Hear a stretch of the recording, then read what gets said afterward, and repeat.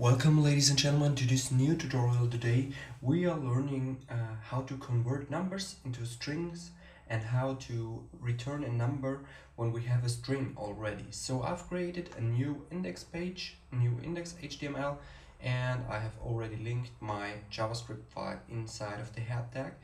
It's inside of our JS folder and it's called script.js. So I'm opening the script.js and I'm creating a new variable called number, and I assign it to 4. So if I say document.write type of number and I'm reloading my page, it gives me the type of our variable, which is a number. So if I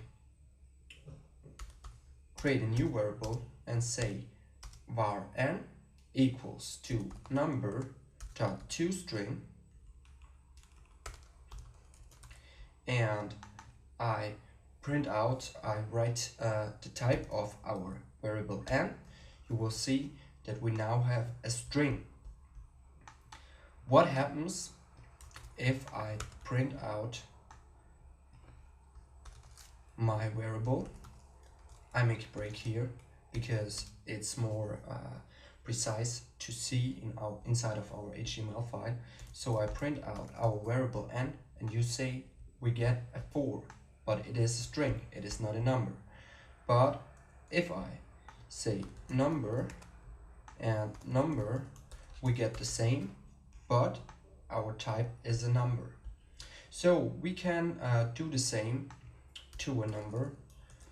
For example, 4.3333, and we are creating a number, an exponential number. So I say exponential,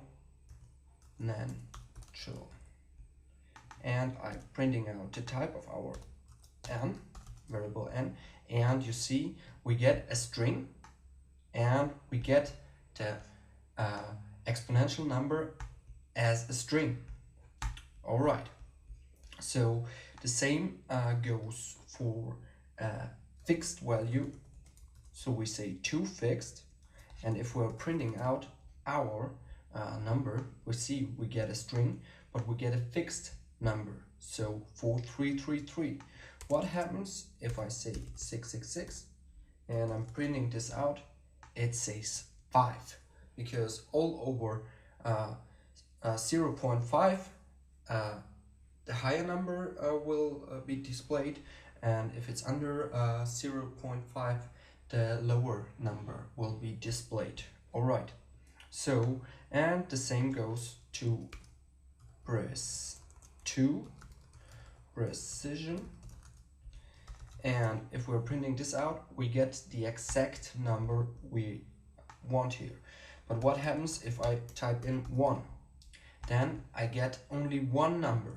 If we want 2 numbers, we get 2 numbers back. If we say 3, we get 3 numbers back. And the same goes for 5, etc, etc. Alright, but it is a string.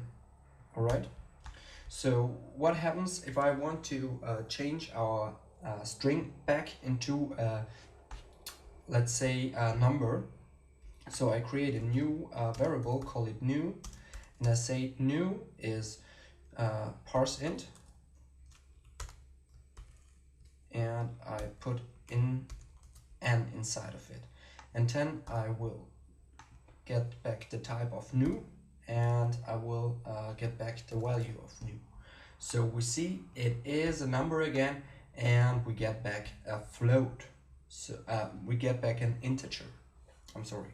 Alright, so this happens when we parse an integer. So the same goes for a float. If I parse a string into a float, I will get back a number and the value of the number as a float. Yeah, that's it for this video. If you like it, don't forget to hit the subscribe button, to give me a thumbs up, and to show it to other guys that maybe enjoy my videos too. So see you in the next video. Bye.